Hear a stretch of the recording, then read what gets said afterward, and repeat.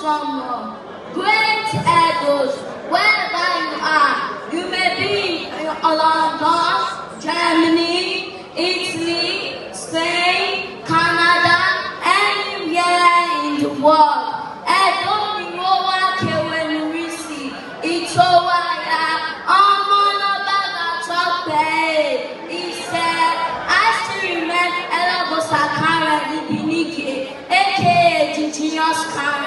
And today I'll be talking about a great personality whose life, sacrifices, and death helped shape the present-day Benin kingdom. If she were to be alive, I'm sure she'll be getting more than one prestigious award here tonight.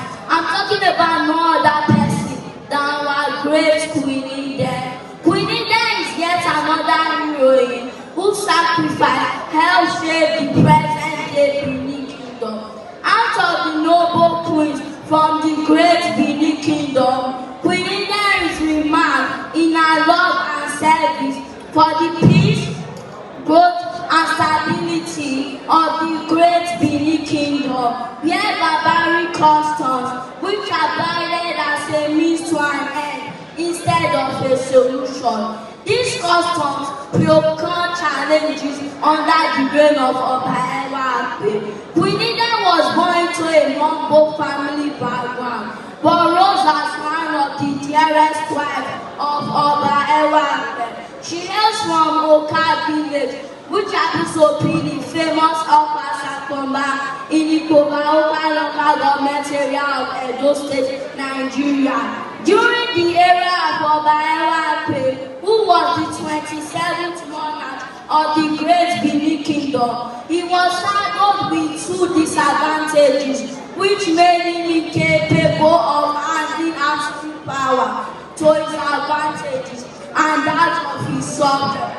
Though what would you expect from a king who wasn't even next in line but was thrust into office by his father Akenezama after the reign of Oba Akene, who died without a child. The name of Iden rose after the demise of Iyoba, mother to Oba who passed on and to say, he brought a lot of sorrow to Oba because he had a lot of love and commitment to her.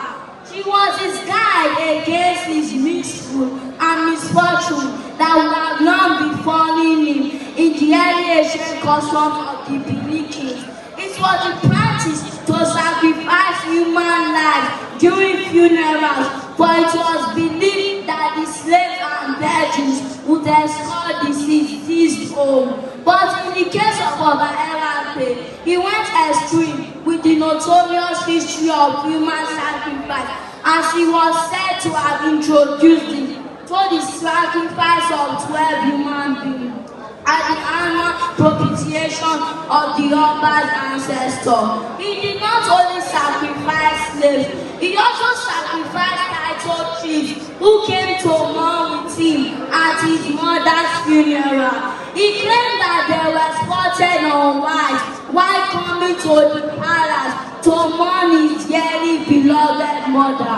Furthermore, emissaries were sent to him from Ikoka, his mother's village, to mourn with him and represent Ikoka at his mother's funeral. Instead, Oba told his guards to slaughter them because they were wearing white instead of black, which was the official color to mourn the dead in Benin. However, due to his ignorance of the law that prohibited people from entering the palace on black, ever wondered why kings wear white despite mourning the dead in Benin? It is due to the customs that have existed right from time. Before Oba entered Benin, a rebellion took place among the palace chiefs, and they vowed not to accord respect to the king on the throne. In other words, the crown existed without a ruler. The Yassas at that time led a call to drive away all the slaves as servants, as well as the guards of the Oba, of which majority of them found this as an avenue to be free and not to be stigmatized with a king of no recognition. While others fled, Queen Iden remained firmly to her word that once a woman is married to an Oba, she remains in his house till his demise. And this is the rule every Edo woman bears until the last day. Oba returned to meet an empty palace, and when he asked, Queen Iden narrated the report that had occurred in the palace. This saddened him as he began his rule of insignificance in Benin. Oba became a mere man, cause those who made him king and rejected his lordship. They rejected him food, clothing, homage, and labor. He suffered a lot of humiliation and rejection. He then told Queen Iden to join others and leave him to die, but she promptly refused the offer. The loneliness became too much, so he decided to go to his mother's village, Ikoka, for assistance.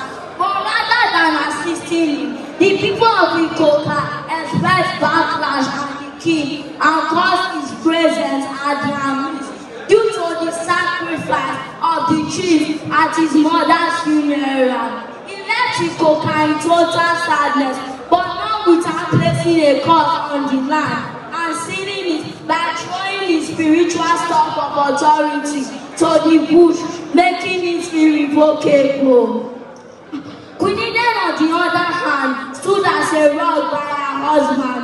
Though persuaded to move on with her life, she did not want to live Oba in a mid-labor state. She then took her wrappers to urban market and sold them for 7 cowries.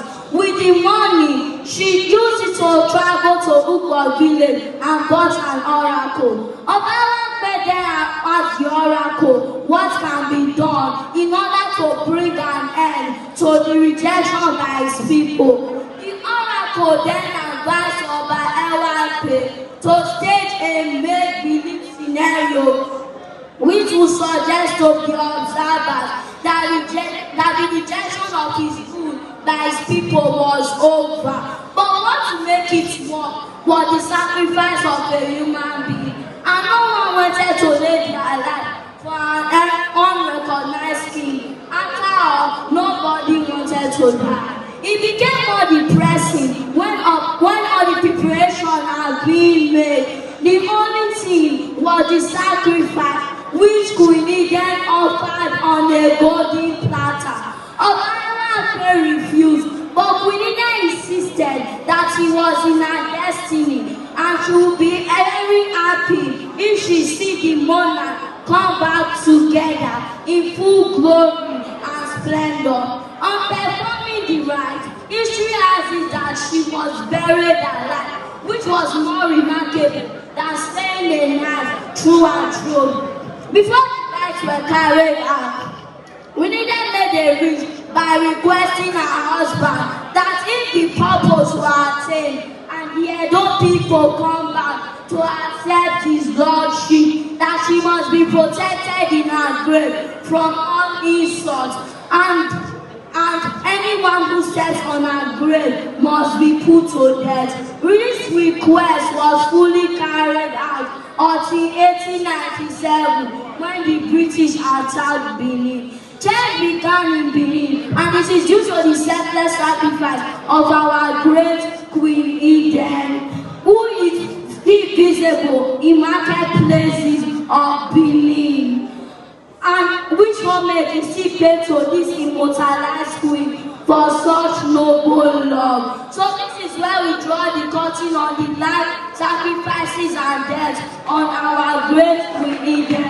But before I take my leave, if your hands are not too busy, with a standing ovation and a resounding round of applause for our great Queen Iden, while I will say thank you. I still remain Elagos Akamedi Binike, aka the Genius Karen.